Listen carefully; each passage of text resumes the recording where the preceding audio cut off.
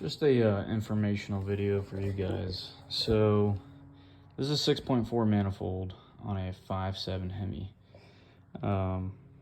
Just to kind of show you, just because when I was online doing this project, didn't really see a whole lot on it.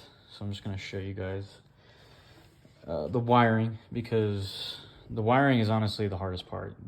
Actually mounting the manifold itself was relatively easy. You just unbolt the old one, unplug the gas lines, the evap back there, your map sensor, your throttle body sensor. If you have a catch can like I do, unplug that, you know. It was pretty easy. Just bolt the new one up. But the hardest part was the wiring. So first thing you're gonna need to do if you're doing this on your 5.7 is, this is your throttle body sensor. You're gonna have to, actually no, this is the air temp sensor. So this normally on the 5.7 comes out here, and you have to put your air temp sensor right here. So you have to extend it to where it goes all the way out and in over here. So you have to extend it quite a bit. This is your throttle body sensor.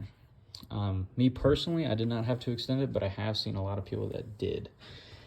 Then you come back here, map sensor. This is your map sensor. You definitely need to extend that because the 5.7 manifold, it's on the opposite side. And then what you also need to do is the wiring for the SRV controller to get the full ability out of this. So if you come over here, easiest, a lot of people do the MSD box and the window switch and all that. I just got one of these. Comes with a kit on MMX. And it's everything you need comes in the kit, and it's this little controller right here. Basically it's just plug and play. It's the easiest way to do it.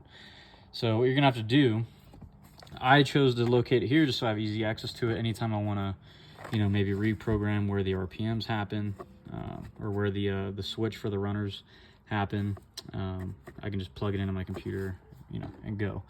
And I think it's the best location for me personally. What we have to do is take this door off, get under here, and drop this panel over there, and basically get up in there, so that way you can wire that through the firewall. It's gonna come with one of these fuse tappers. So just take an open slot and plug it in, and then obviously you want to make the wiring pretty, but first you want to get it set up. So I ran it.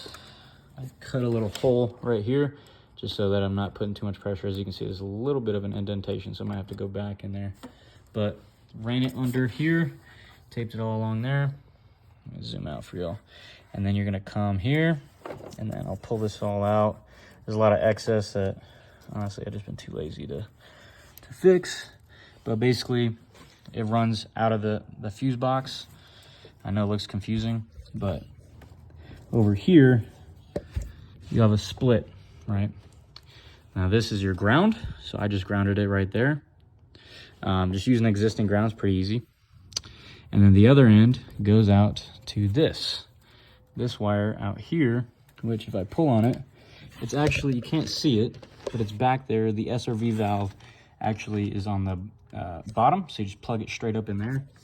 And then, so if I feel around for it, comes through there, and then there's another split off that goes into the firewall, and then you basically feed it down through the firewall under your dash, and then that's where it feeds into there.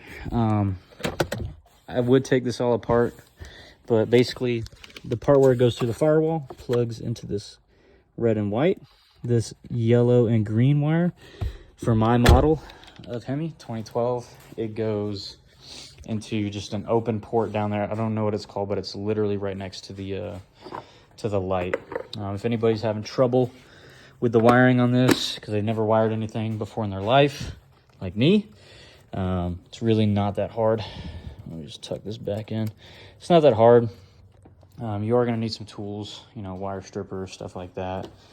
I just use butt connectors, something to protect your wires. You know, some people just use duct tape or electrical tape. But yeah, honestly, this is the first time I've ever wired anything in my life, and it works perfectly. You just need butt connectors, you know, something to melt those to create a watertight seal.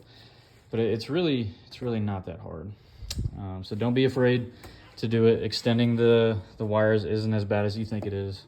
Just get, I use 16 gauge wire for the whole thing. Make sure it's the same type of wire, because if you use, I made that mistake. If you use, like copper and silver or whatever, 2 different metals, it's gonna be bad day, right? But yeah, it's really not that bad of a project. Honestly, the hardest part was getting through that firewall, but as you can see back there, all I did was take like a screwdriver. I don't want to drill into this like rubber gasket here, so all I did was just kind of take a screwdriver, pry it down, and then feed that in. And then I had a buddy inside the car who grabbed it and started pulling it while I was pushing it in. So but yeah, totally easy job. And then everything else just bolts right up. So you got your evap line. This is off of the 5.7 intake. The 6.4, the one that came off of the 6.4 won't fit. So normally it rests right about here. So you do kind of have this, which is kind of annoying. If you are going to get a tune, then you can probably keep the 6.4 injectors on there. Me personally, I did not do that. I swapped the 5.7 injectors onto the 6.4 manifold.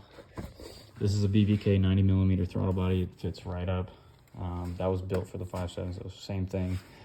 And then this is a 6.4 GLT intake. It fits perfectly in the engine bay. No issues, no clearance issues. As you can see, there's no scarring or anything like that from the hood. But yeah, it was a overall pretty easy project, just kind of time consuming. But yeah, if you guys have questions, just shoot me a DM, and I'll be happy to help you guys out.